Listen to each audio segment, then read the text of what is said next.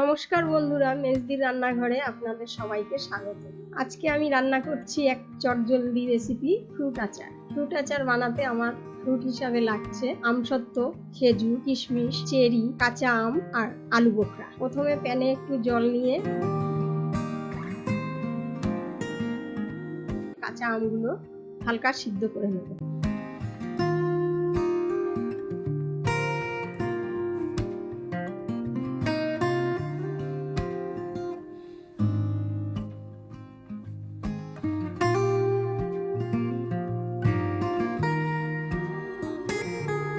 আমগুলো সিদ্ধ হয়ে গেলে নামিয়ে রেখে সেই প্যানে আরেকটু জল দিয়ে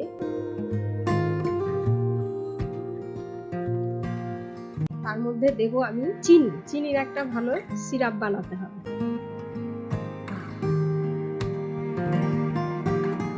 ভালো করে এটাকে নাড়িয়ে যেতে হবে যতক্ষণ না সিরাপটা তৈরি হচ্ছে। চিনি পুরোপুরি গলে গেলে সিরাপ রেডি। এবার তাতে দিচ্ছি আমি সিদ্ধ করা কাঁচা আম।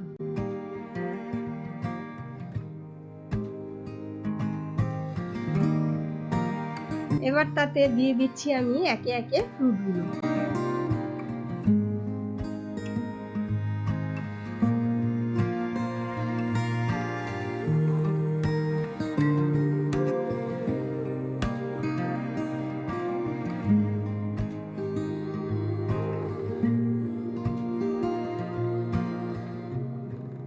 ফ্রুটগুলো দিয়ে ভালো করে নাড়াচাড়া করে নিলাম।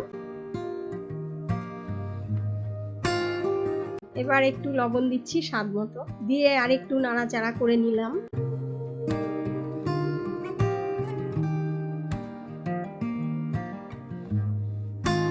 এবার ওপর থেকে দিয়ে দিচ্ছি চেরিগুলো, আর এতে দেব আমি আচারের মশলা। এই মশলাটার মধ্যে আছে তেজপাতা, মৌরি, জিরে আর শুকনো লঙ্কা।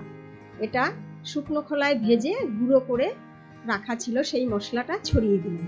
মশলাটা আচারে দিয়ে ভালো করে নাড়াচাড়া করে নিলাম। তাহলে রেডি আমার ফ্রুট আচার। শেষ পাতে খাওয়ার জন্য বানিয়ে খান এবং সবাইকে খাওয়ান। এরকম রেসিপি পেতে হলে চ্যানেলটিকে সাবস্ক্রাইব করুন আর ভিডিওটি লাইক আর শেয়ার করুন। ধন্যবাদ।